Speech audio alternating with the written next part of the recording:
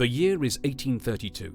The country has endured almost 2 years of high political drama since Lord Grey formed a government committed to parliamentary reform. On the 4th of June, the Prime Minister triumphs. The Reform Act is passed, heralding sweeping changes to the United Kingdom's electoral system. 86 rotten boroughs are either fully or partially disenfranchised. 143 seats are redistributed to other counties or boroughs, including to the growing industrial centres of Manchester, Birmingham and Leeds.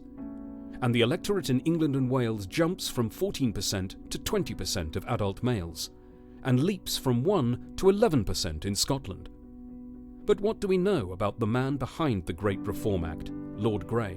Grey came from a family of moderate aristocratic wealth that had a tradition of producing backbench Tory MPs. However, Grey, who entered Parliament in 1786 at the age of 22, believed in moderate parliamentary reform and married into a prominent Whig family.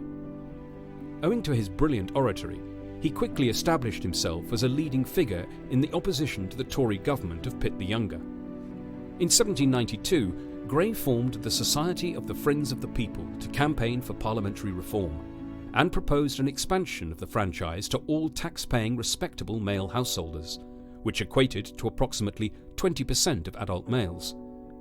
Grey also advocated a switch from double to single-member constituencies and 3-yearly parliaments. However, Grey was out of step with the parliamentary and public mood, which had become increasingly paranoid that reform might lead to revolution, especially after the outbreak of war with revolutionary France.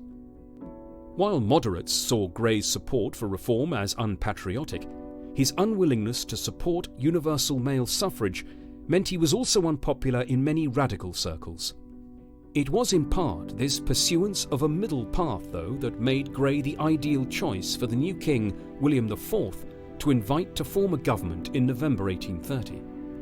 Set against a backdrop of riots and strikes, a Grey administration committed to moderate reform was regarded as the best means of guarding against revolution, as had been seen in France that summer. For the new Prime Minister, reform was a means of restoring the Constitution to its ancient principles and the authority of Parliament. While the Great Reform Act brought about some sweeping changes, this was reform designed to protect the old as much as usher in the new.